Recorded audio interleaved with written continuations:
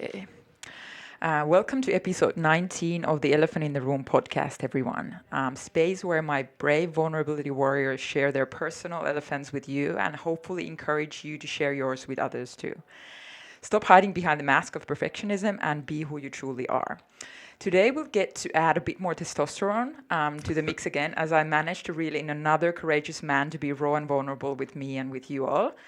I've known today's guest for quite a while already. I originally met him through my previous work, and I remember two main things that made me take notice when we first met. One, he seemed like a warm and kind human. And also, he has a voice that a lot of men would pay to have. And also, for you to know, we've spoken about this behind your back at the clinic with the girls. So yeah, great. Yeah, so you will hear why his voice is awesome for radio, but his face, is also awesome for other things. So, a good mix. With that being said, thank you, Dan, for coming. Welcome, Dan Wooden. Yeah, thank you, Sylvia. It's great to be here. I'm glad we got to get this. You're done with prepping? I am, yeah. I've always got so much going on in my brain, so I like to make sure there's something a bit clearer. So I thought it was funny when he came in, because that's what I always do. So he's, can I have a pen and paper so I can prep a little bit? So we'll see if he gets to his points or not, but we'll go with the flow and we'll go as deep as you want to go, okay? Sure. So before we get into our conversation, I want to kind of tell a little bit more about Dan in case you guys don't know him from before. He is the owner of Fitness Culture here in Sydney, a gym, and also a personal trainer and metabolic nutritionist, best known for serious body transformations. The key point of difference to his approach is the detailed personal focus on each individual's journey rather than just the destination. At Fitness Culture, they do this through exercise prescription, customized nutrition, and lifestyle coaching such as sleep hygiene, meditation, breathing exercises, and much, much more. What do you mean with serious body transformations? Good question. So I get that quite a bit. I was reading it, I thought, Yeah, it's I guess it's what we've really tried to perfect is just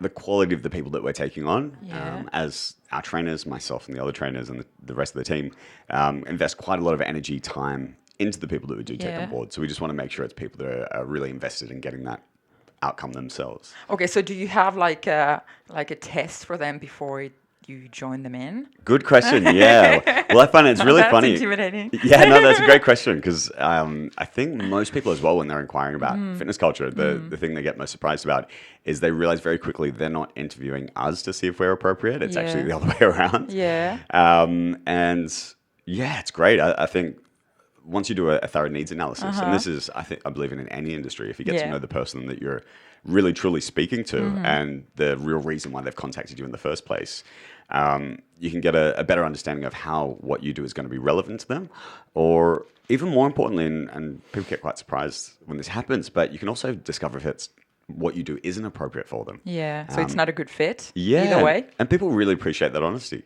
Yeah. It kind of works both ways. Like we can have someone that comes in, so our personal training isn't cheap. So like we can have someone come in and we tell them everything that we do, find out about them, and they say they want to train 5 times a week. And even saying, that's great, I really appreciate your ambition and your drive.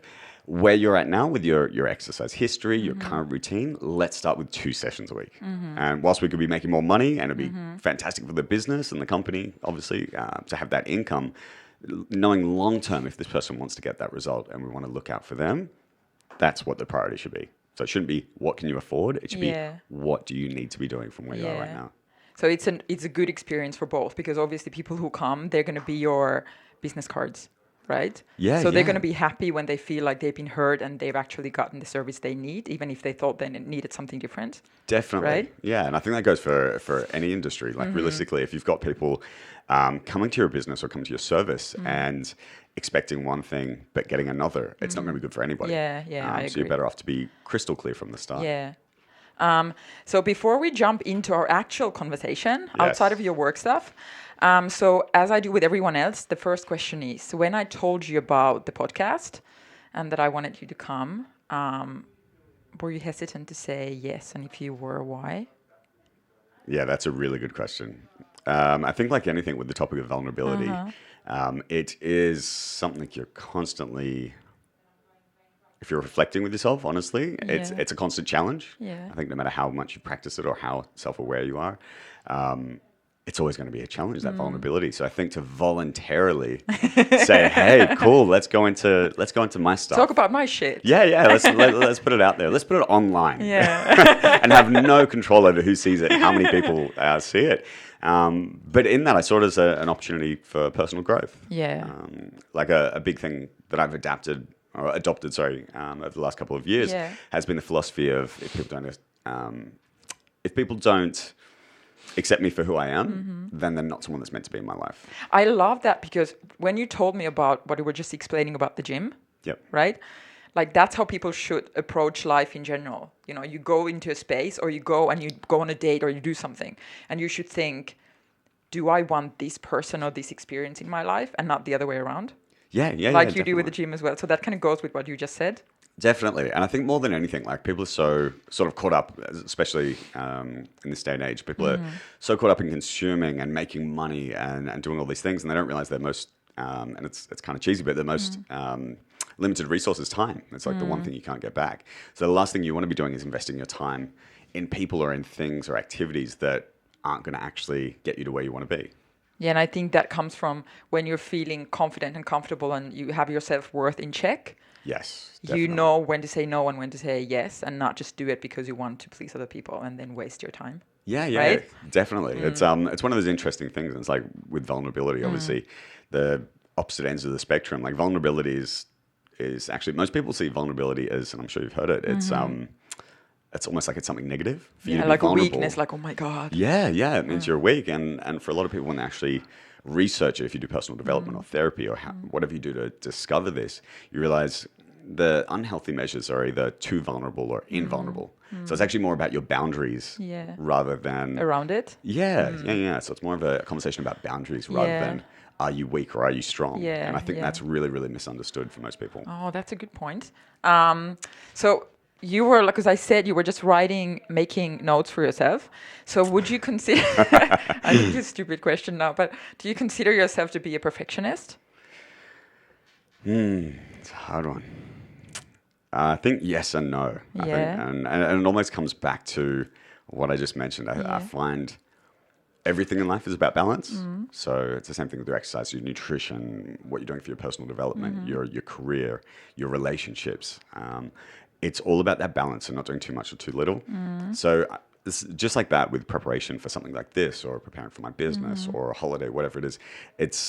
I find I'm always aware and conscious of it. And it's just making sure that I'm doing enough that I feel confident about the future. So to prevent anxiety. Anxiety is all about the future. So if you can feel confident in what you've prepared for in the future, you leave little room for there to be anxious about. Yeah. Because you've prepared every way that you can. But at the same time, if you're spending so much time and energy preparing, trying so hard to avoid this anxiety and the stress of the future or potential risk, and you're doing it so much that it actually consumes you and it actually gets in the way of other things, like in the way of an addiction. Like it's you can see it's negatively influencing other areas of your life. That's when I think it can definitely be more of an issue. So I guess it's finding that balance in between. But also if you're, because this is how I was, and I still struggle with it a lot sometimes, when you're trying to prep for every fucking thing, right? But we can't, like, we can make ourselves believe that we have a control over something because we prepared so well and we know all the, like, what's going to happen potentially and what's not going to happen potentially. Yes. But does it ever go like that? Yeah, no, well... Right? So it gives you like this illusion of, I have the control. Now I know what's going to happen. Everything's going to be great. Exactly. But then eventually, you don't really know, do you? Yeah, definitely. I think that's a really interesting point. And it's something I hadn't jotted down in my notes, funnily enough. See, there we go. Yeah. Off the notes already. Yeah, well, that's it. It's all about like my ideas around that is kind of, it's about your attitude and your actions, because the only thing you actually can control in this world is your attitude and your actions. Yeah, I only thing you have control of that. I agree. Every other thing in the entire world can completely go wrong. And anyone that's been alive more than 12 months and knows that happens. You can prepare all you want. You can have everything, all the money in the world, all the time, or whatever. And some things just don't go to plan. Only thing I would fix what you just said, can I? I wouldn't say that everything else can go wrong. It goes differently than you expected it to go. Yes. Right? Not wrong, but different. Yeah, definitely. Depends how different. So it's and same thing. That's attitude. That's your perspective. How are you looking at it? So how you react to whatever happens. yeah, right? definitely. So you didn't share much about your family or where you grew up in general in your bio. Can you share a little bit of that for us? Because I don't even know. Yeah, sure. We'll go more into that later, Yeah, but yeah. just to give you like who was in your family and Bit of a background. a Yeah. bit of a background on that too. So I grew up locally. So I was born and raised in Bondi. I grew up with a single mum. So Yeah. still got to see my dad on weekends or every second weekend, here and there sporadically. Didn't have the greatest relationship with him. Yeah. Growing up with a single mum as well. That had its issues. Like my mum had her own childhood trauma and things like that. So it was kind of always a bit of a challenge. And I find growing up specifically, I worked through a lot of that with friends as my family because I was an only child as well. Ah, okay. Yeah, and so with the difficulties that just came with that from various things through the history of my family, I started living on my own in year 11. So I would So have how been. old are you? Would have Year been. 11 here? Pardon? How old are you here at year 11? Would have been just. I think I would have just turned 17. I might have been 16, just turning 17. Yeah. That's really young. Yeah. So that was a different challenge. At the time, it felt amazing. Thought it was the greatest thing in the world. Freedom. Yeah. And it's been an interesting journey because upon reflection, I've then realized what issues that then created later in life. But yeah, so I finished my high school certificate, living on my own. And then moving from that, I pretty much just went straight into personal training. Like and to be perfectly honest, I just finished high school not knowing what I wanted to do. Most people don't. Yeah, most people don't. Right? They're good at pretending that. Yeah, that's what I mean. We think that they do, but most people don't have an idea what they're, at that age. Exactly. And so it was kind of, I just knew that I wanted to continue studying because I didn't know what I wanted to really dedicate my life to at that point. And just based on my interest, personal training just made a lot of sense. And so I pretty much just signed up to the course just to buy time. Do something. Just to stay proactive and try to figure out what I want to do. And very fortunately, I just got lucky because I fell in love with it immediately. Yeah. So, that's awesome. Yeah. That's So that awesome. was very, very lucky, very fortunate. Yeah. But yeah, it's definitely caused its challenges because I've got a very small family of that I do have. And yeah, not the greatest relationships with them. So that has definitely impacted everything in my life. And the older I've got, the more I've realized it has impacted it. Yeah. Would you consider yourself to be a happy child? Whatever that means. Back then, yeah. Yeah. I'm like my child now, my inner child. I think, like when I look back on it, and I've done therapy and things like that. I think the one thing that really stands out is just how anxious I was as a child. Yeah. It was always a high state of stress or anxiety. Yeah. Just with both parents, like didn't have great upbringing with that either. So it was always that thing where I was always sort of in that heightened state, always in that stress state. But at the same time, I wasn't aware that wasn't normal. And you shouldn't be aware when you're a child. Yeah. That shouldn't be part of your experience anyway. Yeah, so exactly. you don't have the ability to cope with shit like that yet. Yep. Right? Because that's not normal. Yeah, well, that's the interesting thing. Like it's as I've realized later, and I'm married now, very happily married, and we're talking about obviously having children within the next year or two. And the big thing that's then brought up more of this stuff and made me look into it a bit more and have a bit more honest reflection and question things a bit more is the idea of bringing children into the world. I'm just going, wow! Like if I look at all the things that happened with my upbringing, you're like. Should I? Yeah, I would, yeah, very much so. Yeah. Like I think the scariest thing as well now, I'm 32 and just looking at all the things that I might have criticized or judged for my parents' personalities or how they acted and looking at the things that I still took on board and I can still do myself. Yeah. Maybe not to the same extent, but just their thinking and the way I interact in relationships and things like that. The things that you look at your parents saying, I will never be like that. It's like then you open your mouth and your mother comes out or your dad comes out. Exactly. Right? It's like, what the hell? Yeah, it's terrifying. It's terrifying. But it's all part of the challenge, I guess. Yeah. Like with each generation, we're just improving on what the last one did. Hopefully. Yeah, exactly. Unfortunately, not everyone, but hopefully that's kind of the goal, isn't it? Exactly. It should be at the very least. So you mentioned one tragedy that happened in your life 3 years ago and how it made you dig deep into yourself and go on a serious journey of self-discovery. Can you share with me and the listeners what happened? Yeah, so I had a very close friend of mine. It's one of my very best mates. Yeah, basically just opened up to me about childhood trauma, just things that Yeah. happened in his upbringing, and yeah, just really wanted to share this and make that connection with me, which at the time I was very grateful for that he had that much trust in me, Because that and tells a lot about you as well. That definitely. people feel comfortable enough to share things like that, Yeah, right? exactly. Yeah. So that was massive. But I guess it was like at the time it was so unexpected and So you had no idea? no idea whatsoever. And his behaviors and things like that can make you question things, but it's like everything. You question is it their personality? It's like environment or genetics, like Yeah. what's playing the role. Yeah. But this was a bit of confirmation. And so when we had a chat about it, and he opened up, had a good cry, and we went through it and everything. And then, unfortunately, within less than a week, he ended up passing away. So What happened? Can I ask? yeah, so he, well, yeah, I didn't find out till after. So he opened up about it, then Yeah. went on, booked a trip to go away. Obviously, I Yeah. think he'd never shared it with anyone before. And so, yeah, just booked a holiday to go away because he was just wanting to obviously a bit of escape, a bit of relaxation. So he started traveling Southeast Asia, ended up going to Sri Lanka and just being out partying, ended up overdosing and passing away. Really? Yeah, Oh, I'm so so sorry to hear that. yeah, thank you. It's yeah, it was a very, very difficult time in my life. It was, I think the biggest challenge was, even though I didn't go through the stereotypical of like blaming myself and everything like that, there was definitely a lot of guilt around the Do you feel like circumstance. do you feel like why I'm here and he's gone? Did you have that at all?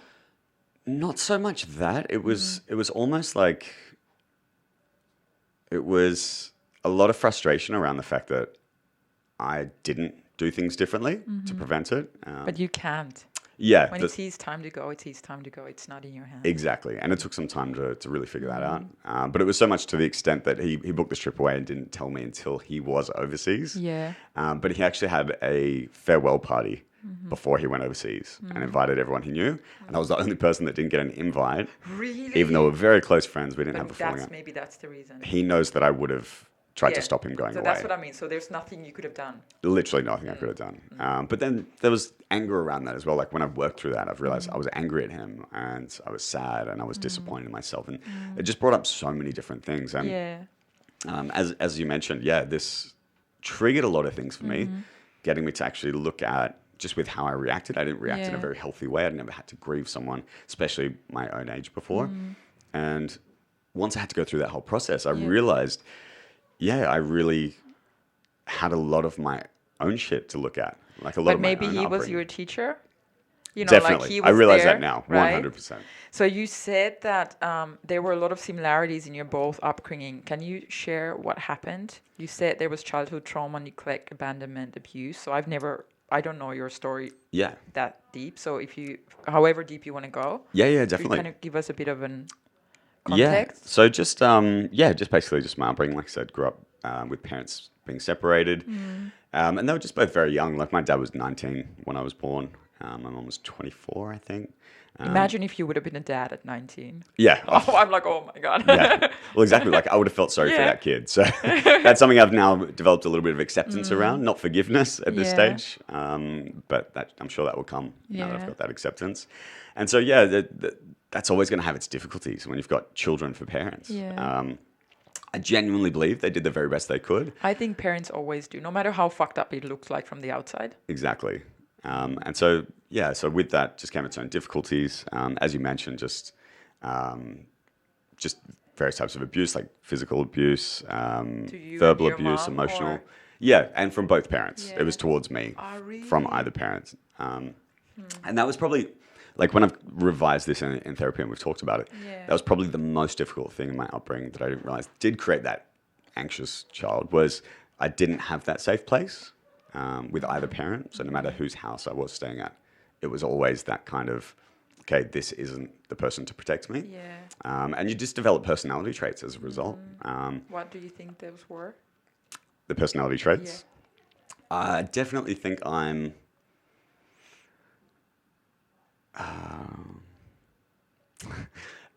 very assertive. So I'm very direct most of the time. Why? I think from my upbringing, I think it's just But why? Why did the upbringing make you direct? it's how I saw my parents be. It's definitely how I saw my So parents you're be. mimicking how they were. Yeah, definitely. Doing it in a more intelligent way, I would say. um, and so, yeah, just sort of, yeah, like you said, just mimicking, just taking on board. Sort of, it's almost like I developed, especially over time, a way of taking what would work for me and trying to Yeah. leave behind what wouldn't work for me. Yeah. And I think that's going to be a lifetime process for everybody. But yeah, so there was that. There was obviously I started living on my own very, very young. So there's the abandonment around that. So what you left because was your mom doing that until? Yeah, so my mum, the relationship just wasn't working out. Yeah. My mum, since she remarried Yeah. while we were still living together, had ended up having a miscarriage with that guy, and as a result, it affected their relationship, and they split. Yeah. So Do you my feel mum, like she was taking it out on you? yeah, definitely, yeah. So unfortunately, she lost the baby, lost her partner, and just wasn't coping. She's since been diagnosed with bipolar. She's got her own Yeah, issues. so like you and- said, she did the best she could with what she had. Definitely, and I really believe that. So yeah, so she actually moved away. So she moved down the south coast. Yeah. And when she moved away, I didn't want to move because I had my high school, like I was finishing high school basically, and it also the relationship just wasn't working. Yeah. And so because I was going to move out on my own, that basically just ended up happening. And it was just a very similar story with my friend as well. And so that was the biggest challenge of really understanding it and being able to cope with the grieving on top of looking at sort of the fork in the road that we both Yeah. took. And I think a big thing for me, I'm not just saying it because she'll be listening to this, is definitely my wife. Like I met my wife when I was 20 years old. So it became my motivation, my reason to do things better, Yeah. my reason to be a better person.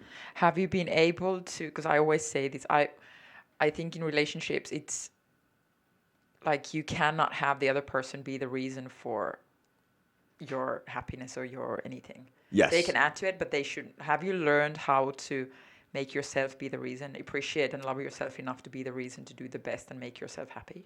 Or do you Yes. still need her to do that for you? No, definitely I have learnt that. It's been more so in the last, well, probably the second half of our relationship. Yeah. Like we've been together 11 years now, so Yeah. it's a long time. Yeah.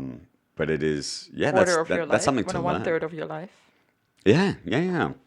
Well, the majority of all of my adult life, yeah. I guess. So, Yeah. so that's been a journey in itself. But it's thankfully like we've grown together rather than growing apart, and I think that's the only. Because it can way go you either do way, it. can it? When you meet that young, Definitely. you hear stories either, you go together or you just learn that you're separate individuals and evolve into different directions. Yeah, exactly. And like I'm very fortunate, and my wife's very fortunate. She's got a big family.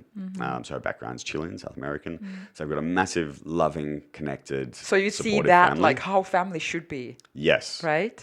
definitely. And so like I've been able to appreciate that Yeah. so much more as a result. Yeah. And even that came with its challenges. Like I was at first really uncomfortable being in that It's environment. like, what the hell is happening? It was so Everybody's unfamiliar. loving on each other. What is Yeah, this? so many people being nice. Like Yeah. my initial go-to response was to question, what does this person want What from me? is?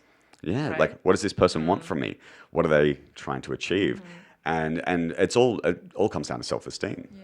Like you're doubting everybody else genuinely wants to be there for you because deep down you don't actually believe you deserve it. But it's because you as a child, you were always questioning, Definitely. right? Yes. So you learn to be like a snail with your tentacles or whatever they're called in English. What are Yeah. they? Like breathing the air. Like Antennas. What's happening? Yeah, antennas. Yeah, that's it. Tentacles it's another thing. Yeah. Anyway, when did you realize? Because you said it took a while before you realized that. Hold on, this is not normal. How I'm growing up. Like, what made you? How old were you when you were like, this is not how it should be, or this is not normal, whatever normal is? Yeah, that's a good question. I realized pretty early on. Yeah. So like growing up, like, yeah, as I said, my dad was very young, and unfortunately didn't have great upbringing himself. So like from a very young age, like primary school age, would be putting my dad to bed, like, because he was too drunk and barely able to walk himself and things like that. So, so I realized having that and then doing sleepovers at friends' houses and having the person's different parents world. come and tuck me in and be friendly. and be sober, even just being Yeah. sober. I Yeah, was right. like, wow, I was like, what's This is going on different. here? Yeah, it's really weird. Yeah. And it just, I think as well, when you're at such a young age, you realize it's different, but it's almost like it's different. It's not better or worse. It's only when you get older that you start to question, like, oh, wow, now that I'm thinking of how would I parent, Yeah. and I look at how I was parented, you realize, okay, wow, my best interests definitely weren't at heart in that situation. Yeah. And it all comes down to, like, that's something I've realized, especially with my upbringing, is it's all just self-love. It's the same thing. How aware were my parents, and how much did they love themselves? And I can honestly answer that saying, yeah, not very much at all, if they had it at all. So, But the good news is that, your childhood is something that is not in your control, but you can give yourself those things that your parents didn't give you yeah, when definitely. you become an older person and you're in charge of your own healing and your own heart, Yep. right?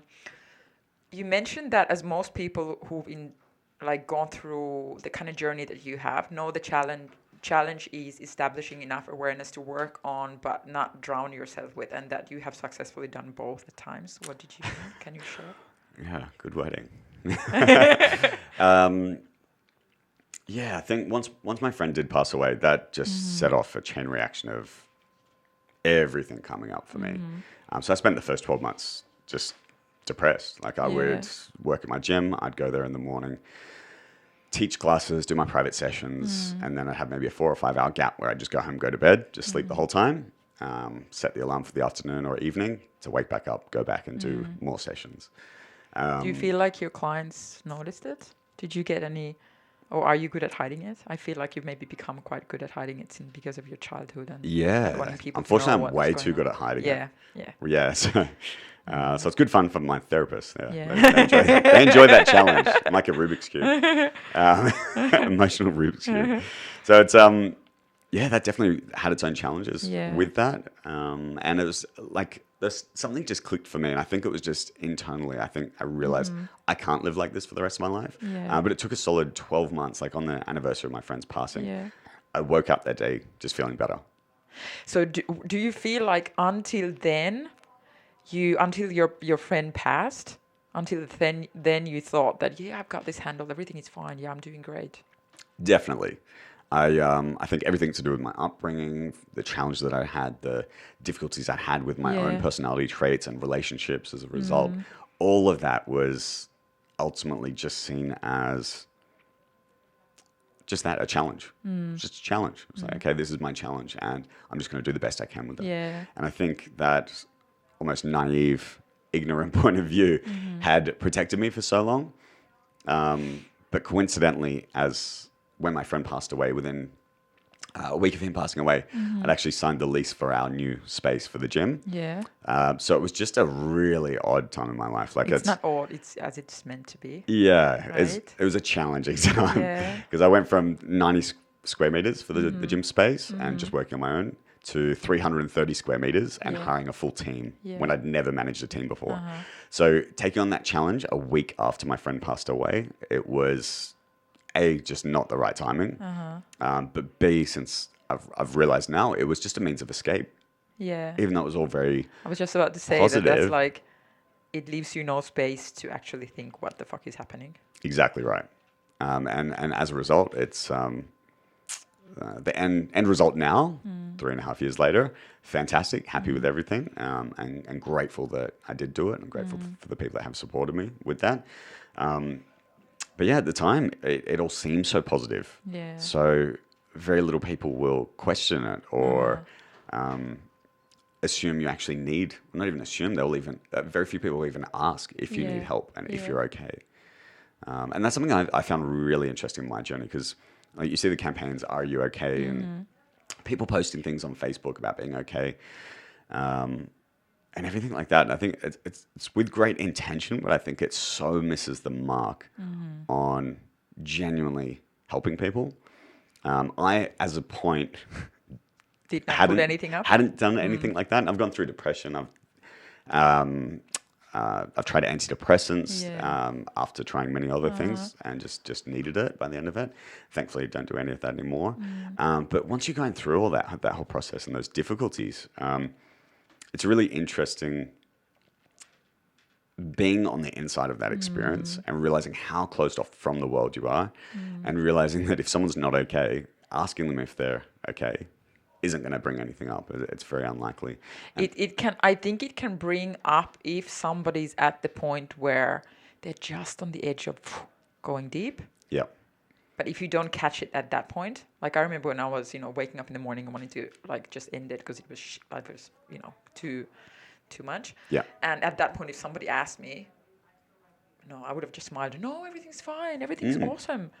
But if I'm like kind of feeling a bit low, yeah, I may have said it because I would not have felt that ashamed about it. yeah, Right. yeah, definitely. So there is a point, but Yeah. not when somebody's like super, super deep.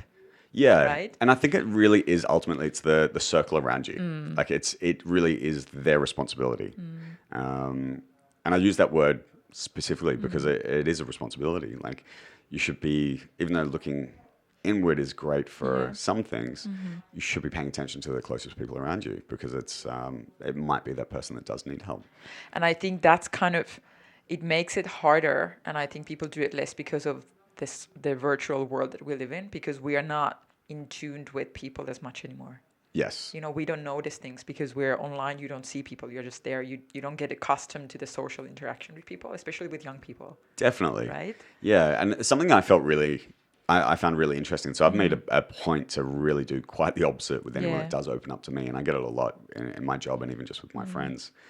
And I found it really interesting when a lot of people that I had shared what I was going through found out about it. They were great at first, and they were supportive in the initial conversation. You'd be surprised how very few people actually follow up to see if you're okay, if you're okay. So that was something that was really interesting for me, like after a while. And even like if you're going through depression or serious anxiety or just anything where you're really struggling or you need that support network around you, it almost felt like it had a limited time frame that people were able to do that for and support you for. And understandably, because at a certain point it starts to affect them and their energy and their thoughts.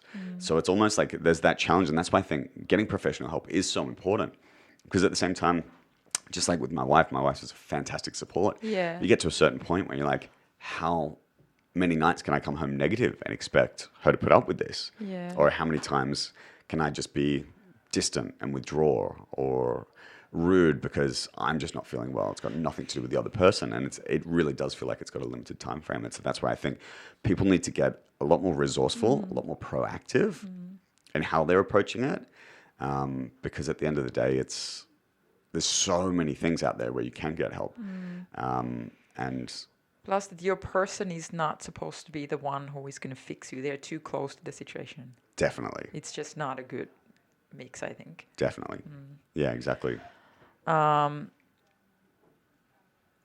What would you say? So, because you said you've been married for 2 years now, right? Yes, And you were talking about how your childhood and the model of relationship that you saw in your childhood and what happened when you were a kid. How has it affected your relationships? Have you felt like, oh my God, if I become like my dad, or has it made you closed off from relationships? I'm talking about man and woman, or if it's a man and a man, but in your case, it's man and a woman. yeah. But how has it affected that for you, like intimacy and these kind of things, to let someone close?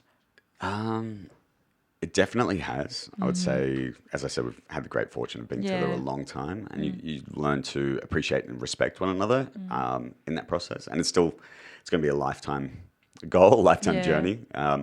So with just the relationships I got to see Yeah. in my upbringing, that was a really, really good example of what not to do. Yeah.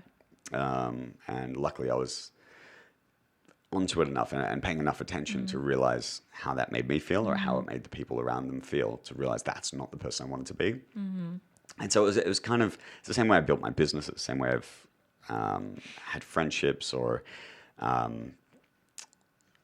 I've related with colleagues. It's all about just the communication and just almost taking responsibility for yourself. Yeah. Just realizing, okay, cool. Even if someone else is affecting you in a bad way or they're making you not feel good, what's my responsibility? What's my role in this? Because we all have one.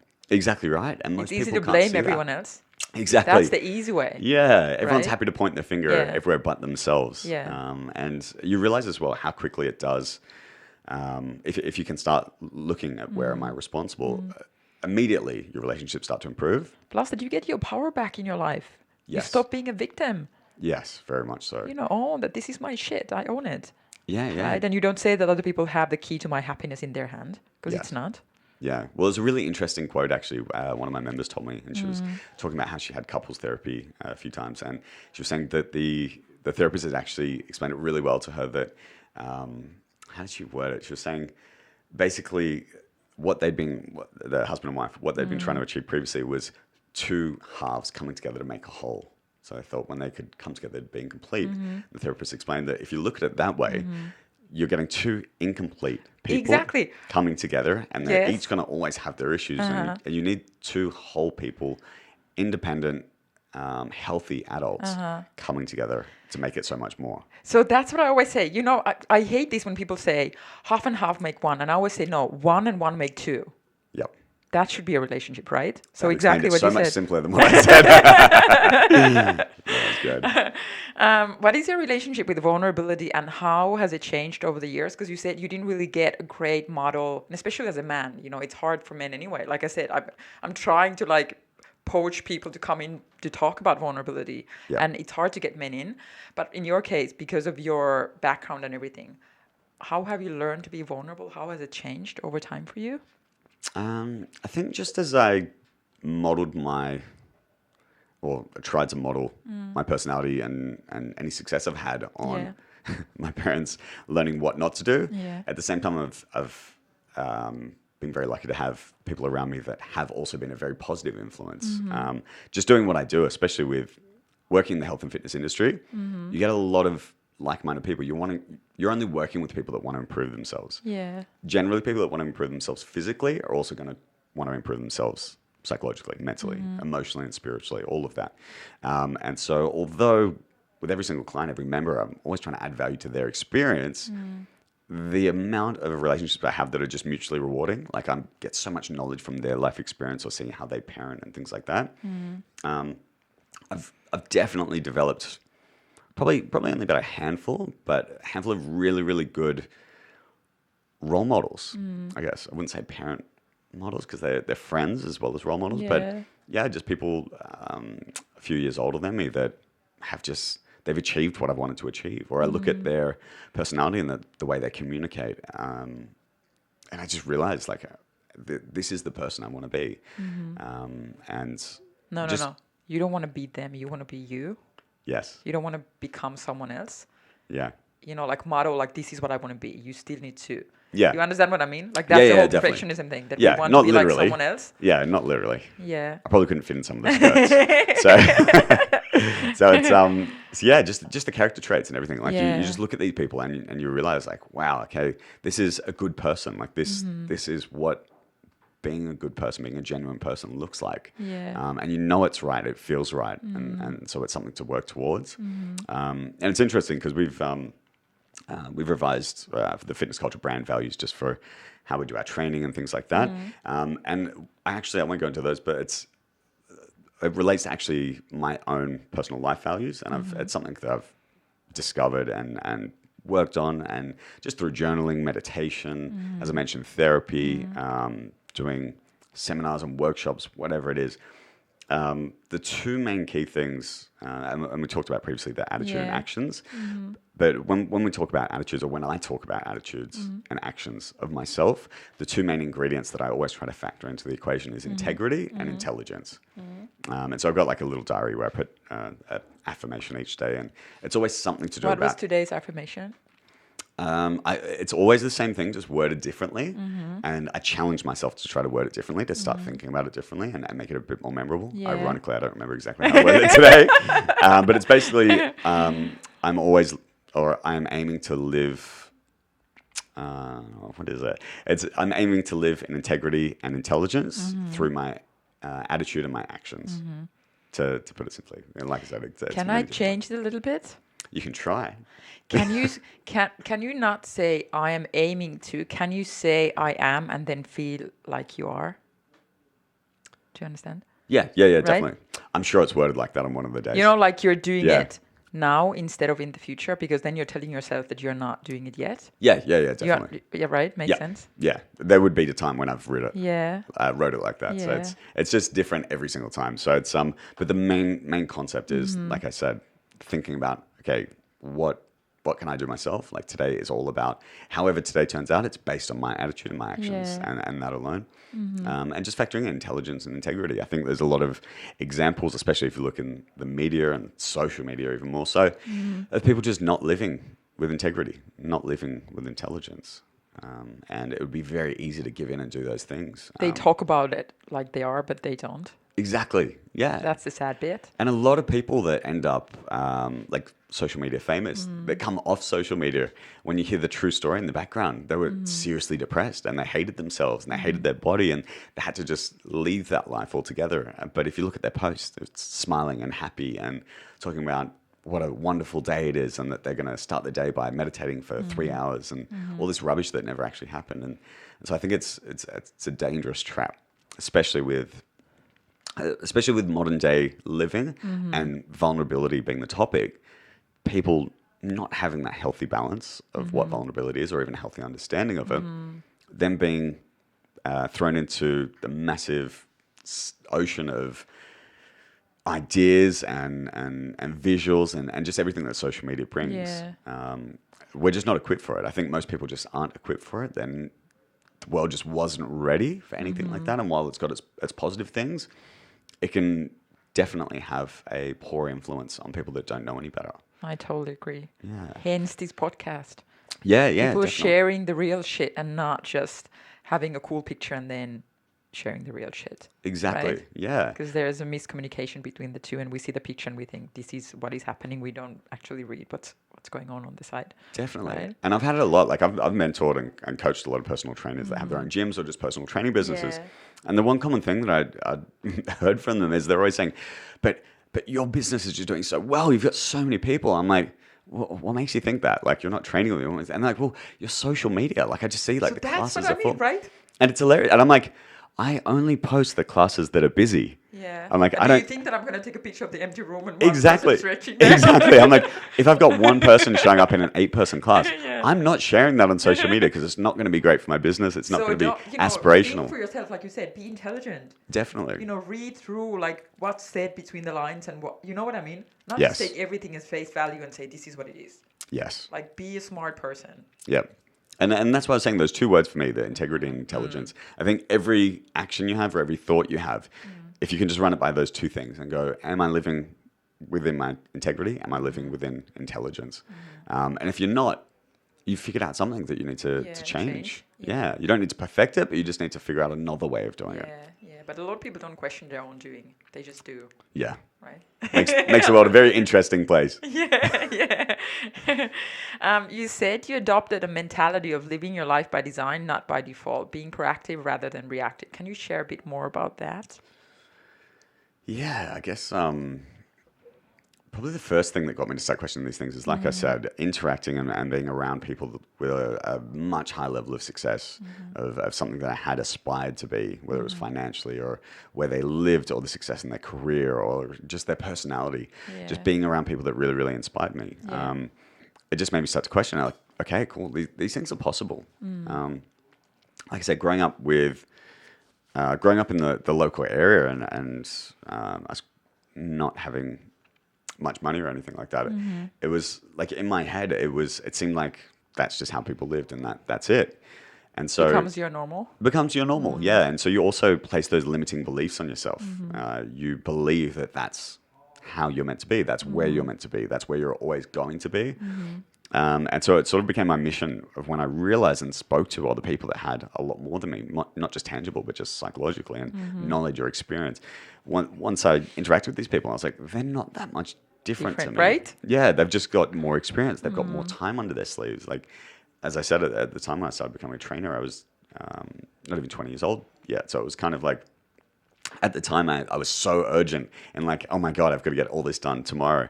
and I've calmed down since. But it's just that constant hunger and need for improvement, just improving, not perfecting. You're never going to be perfect.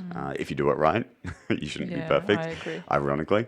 But it's just making sure, okay, cool. Like, where are we today? I would like to be somewhere else tomorrow. Yeah. I would like to be somewhere Compete else. with yourself, not Exactly with those right. other people. You can look up to them, but don't compete with them. 'Cause Definitely. it's your life, and you don't know what actually is going on behind, the success, what you see, like you just said before. Exactly. Right. Yeah. And it's being aware of those things, identifying, okay, cool, what is going to work for me, and then what's working against me. So, like I Yeah. said, I've had Instagram models that I've trained that aren't on Instagram themselves. So besides, or they'll be on Instagram to send a post, or they have someone else managing it for them, but they won't actually look through a news feed or even see what Yeah. friends are doing because they know how it affects them mentally. Yeah. So you got to question, okay, cool, what's going on if we need to have these things? And fantastic, they've taken the right step. I even had the same with myself when I wasn't feeling great, and as a result, hadn't been doing all of the, say, sales and marketing and everything to expand my business. The business started to slow down. And the worst thing at that point in time for me was going online and seeing people's gyms that were really, really busy. I'm But like, maybe those were the pictures again with the busy classes like yours. and I knew they were. That's the worst part. So think about that. You know that it is. And the But you feedback. still let it kind of eat you up a little Yeah, bit. yeah. You can think it logically in the head, but your heart still feels that way. And you can't actually stop it feeling that way unless you change those habits. I was just about to say that you can, but you went there, so that's good. Yeah, and it's bring it back to sort of the body, because that's my area of expertise. But with the body, it's like a lot of the conversations I have with young girls, even Yeah. women older, all the way up to 50s and 60s, just seeing models and half naked people on Instagram, Facebook, and things like that really is negatively affecting people. Like, quite seriously affecting people. And the same thing, logically, they can tell themselves, well, that's not me, or it's probably photoshopped, or I don't need to worry about that because I'm happy with what I've got.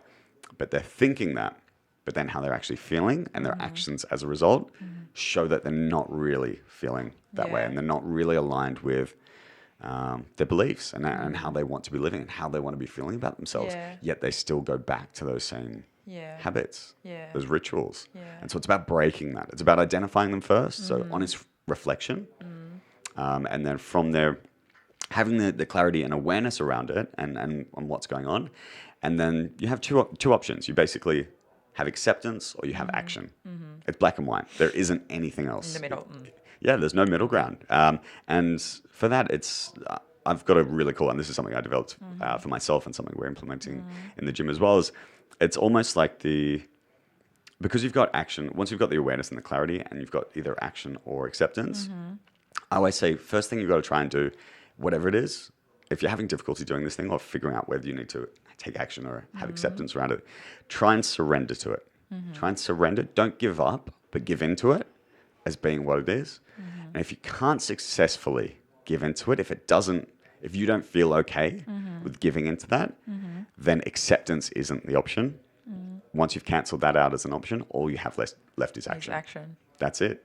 That's all you can do. You realize there's going to be no acceptance here. So until you take action, it's not going to go away. You're still going to have that doubt. You're going to have that fear, that anger or anxiety, whatever it is that's come up. And this is for relationships, your business, your finances, whatever it is. But I think we still need to, because then there's healing that needs to be done, even if you take action.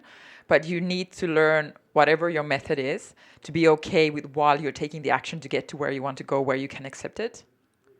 How do you Make mean? sense? So while you're taking action to do something, right? You want Yeah. to change something. Yeah. You can't accept it as it is now, right?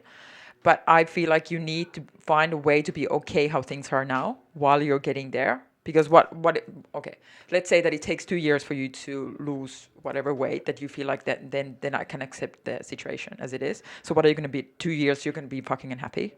No? I don't think that's okay. So that's the thing. So you're choosing to take action instead of accepting it. Yeah, but So I think even you if need you're to not that take, weight already, yeah, the fact you're taking action is where the satisfaction comes from.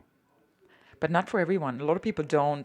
It doesn't give them peace, even that they're taking action if they're not feeling happy with themselves, right? But I think if someone's 20 kilos overweight, they're genuinely not going to accept it.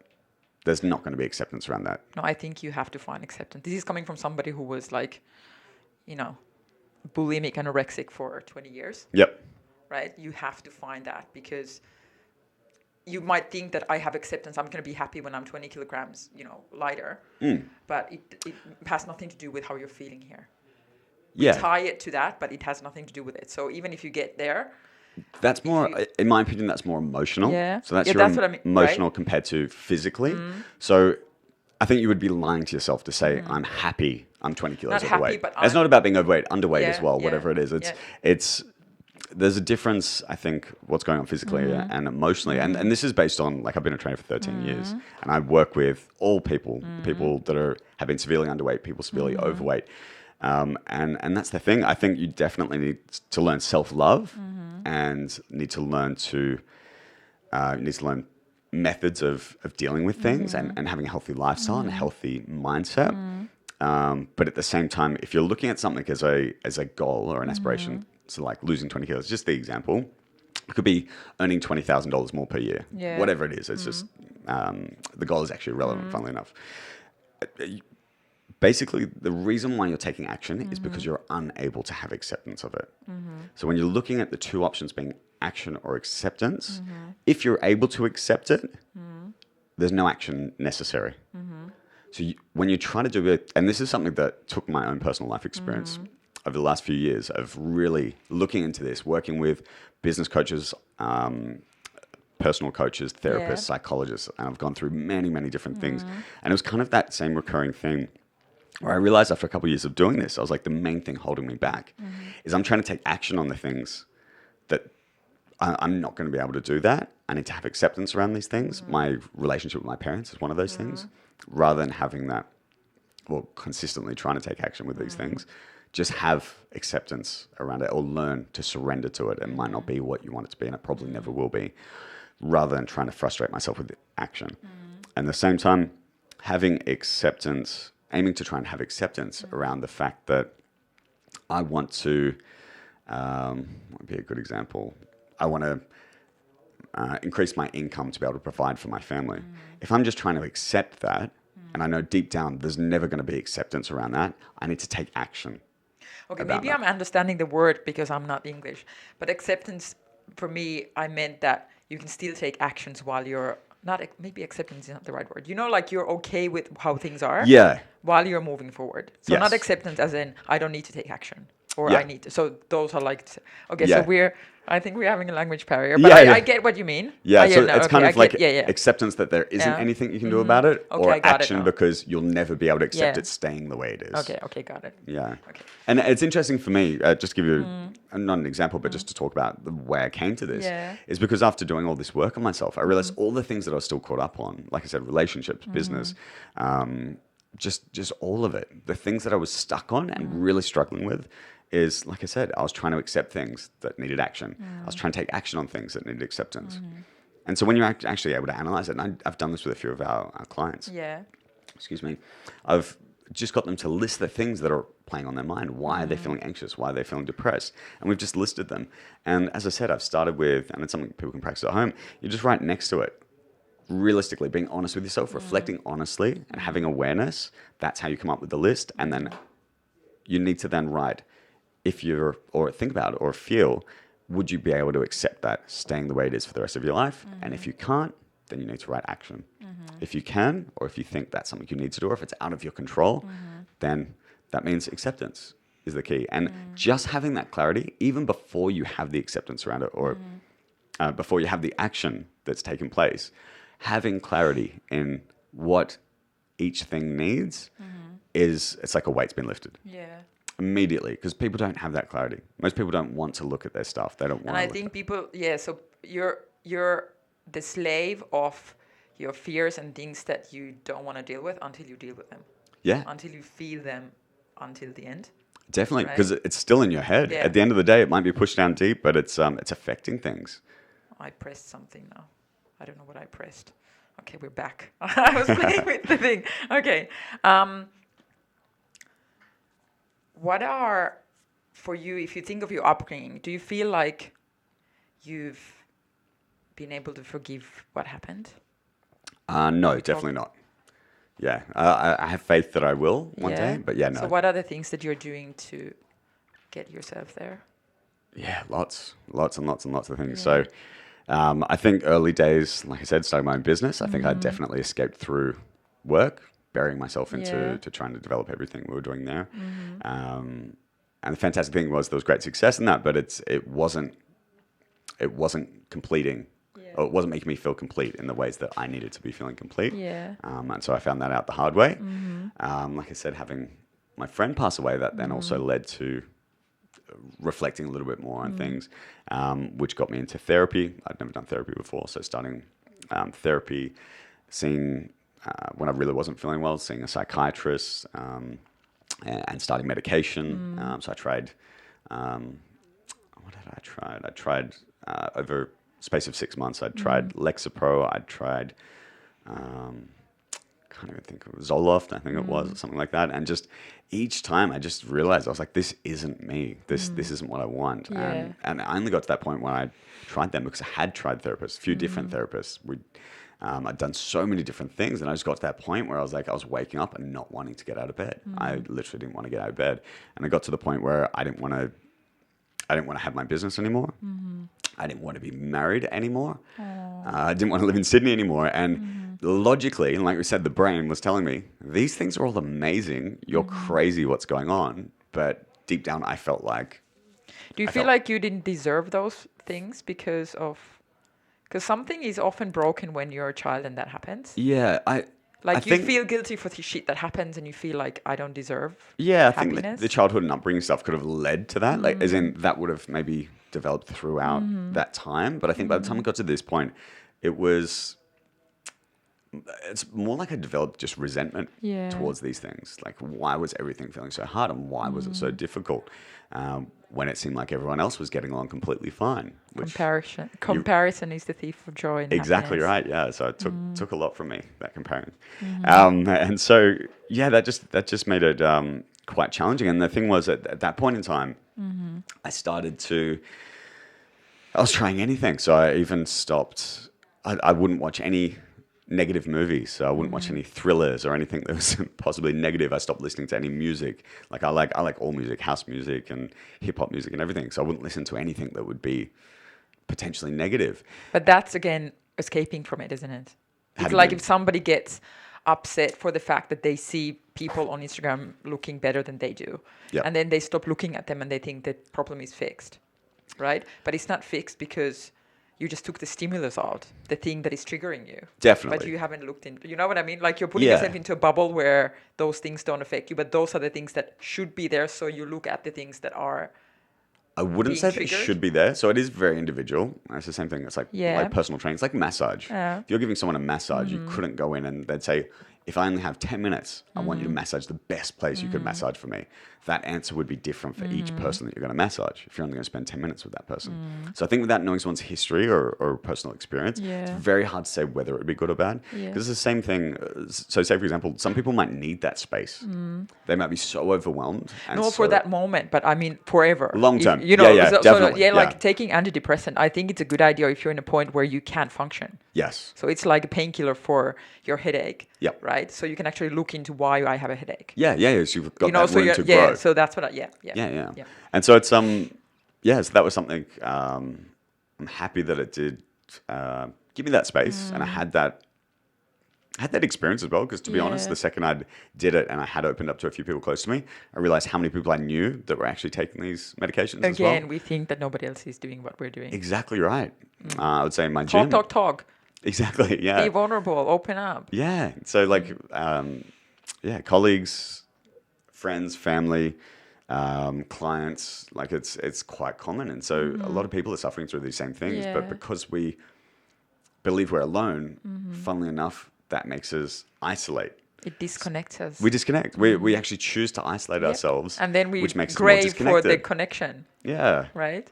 Yeah. So I think that was an interesting thing. And it gave me the space that I needed anyway. But like I said, the psychologist, the therapist, I've done seminars and workshops like Tony Robbins events and breathing events and things like that. And I think it's all been great. And I think it's good when it's good. And I think it can even be, and this is why it's important to know where you're at and be able to discuss it with a professional as well, in my opinion, is you need to know what's working for you and what isn't. And there was definitely a point where I was probably at a low point, well, definitely at a Yeah. low point. And listening to personal development books or reading a personal development book made me feel worse.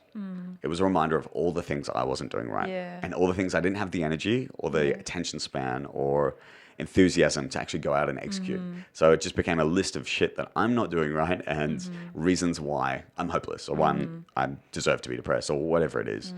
And so that's why I think people need to be really careful. They need to pay close attention to what's going on in their head. They need to be opening up about what's going on in their head. And I often say this when people come to me and they say, I've gone to see this person and this person, then I went to high five Tony Robbins, and then I did this shit and this shit, and I'm still not feeling better. And I always say, it's good to go and get that help, Yes. but ultimately you have to do the work. Yep. People can show you how, people can hold space for you, but you still have to do the work. That magic moment is not going to fix you when you go and you high five Tony Robbins. Yeah. If you go home and do nothing. Yeah. You Definitely. get the moment of like, oh my God, life is amazing. And then week after, it's like, fuck, the same shit. Yeah, exactly. Why am I not fixed, right? Yeah. And So both, like what you said, like sometimes you need to take the space, yep. but then also not like go and not do anything. Yeah. It's having that balance. Yeah. And it's the There same you thing. go. And it's figuring out how you just what you need to be doing for that point in time. So there's no one approach. There's no best way to do it Yeah. because it's very individual. There's based just on- your way. Exactly. Yeah. And it's just playing with it. It's experimenting with it. Yeah. Sometimes you might not feel like doing something. You might not have the energy, And you be need okay to. with it. Yeah, you need to be okay and just Yeah, allow yourself to have yeah, that space. But it's it has been interesting. Like another thing I did that was really interesting. I know quite a few people that have done it actually. I did an ayahuasca ceremony as well. Yeah. So that was an amazing experience. Yeah. I wouldn't recommend it or not recommend it based on the medicine that it is. But that was incredible. Like for me, that was something that brought everything together. Any seminar I'd done, Yeah.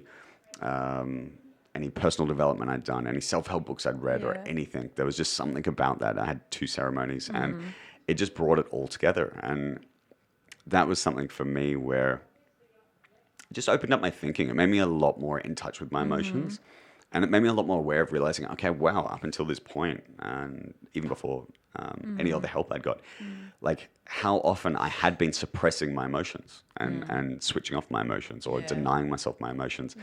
And that's what got me into the trouble in the first place. Yeah, exactly. Like we pretend everything's okay. We pretend things in our past haven't happened. Until we can't pretend anymore, and then Until we shit can't. hits the fan.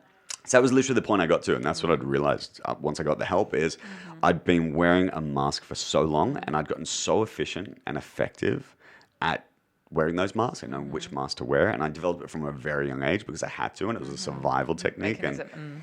so it was one of those things that it just became the norm Yeah. until for some reason I woke up one day and I couldn't do it. Because you have shit to do, Dan. Yeah. You have people to help. You have life to live. Yeah, but it's Hopefully babies to You- bring into the definitely. world and be an amazing dad. exactly right. So, but it's terrifying. Like when you have reached that point and you go, "Wow, these were the tools I had to get Yeah, by and yeah. to be okay or pretend I was okay," and they can just be taken from you. Yeah. And it forces you to figure out how to live in a genuine way, a more honest way, connecting with people, contributing to people, and yeah, it was being on the other end of it now, Yeah. happily feeling great for well over a year, like Yeah. in a very good space. I'm grateful now for that. Yeah. It was a difficult time, and there was a lot of challenges that came with it.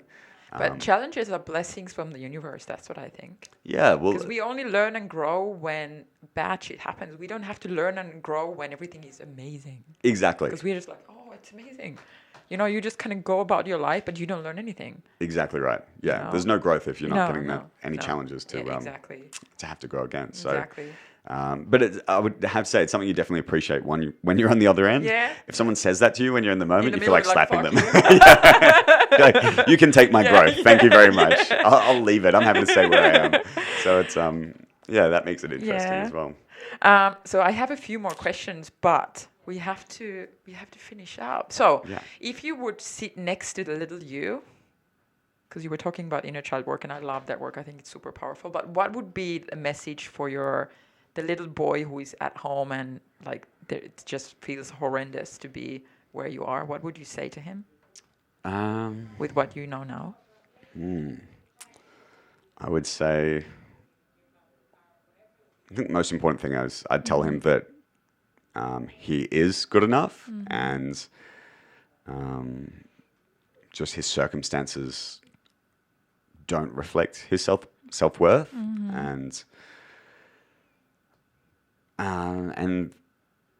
yeah, things get better. Like at the end of the day, no matter how bad things get or how hard times can get, it's all temporary. Yeah. Absolutely everything is temporary. Yeah. And it's The good as well. So Exactly. enjoy it while you have it. exactly right. Yeah, and I think that is very important to know that as well. Yeah. Do you believe those things now Yes, to be true? definitely. But you need a reminder. Yeah. Like I feel I like think you it's really. important to chat to the little you. Yeah, definitely. know? Yeah, well, I've found some really, really interesting meditation techniques of self-parenting and things like that, and visualizations and talking to yourself as a Yeah. child. And at the end of the day, like anything you didn't get received from your parents, You can give it everyone to yourself missed something. now. You can give it to yourself Yeah, now. You can exactly. actually do self-parenting And that's techniques. about, taking ownership. That's what I meant when I said that you can give yourself those things when you're an adult because you're in control of your own happiness, Definitely. not your parents anymore. What would be one or two things you would wish people would take out of, or just give me one thing and I will make it into a quote from you, from what we chatted today. It can be about if people are going through what you went through when you were a kid or whatever it is, but just what would be one message? Ooh. It's a challenging one. One message.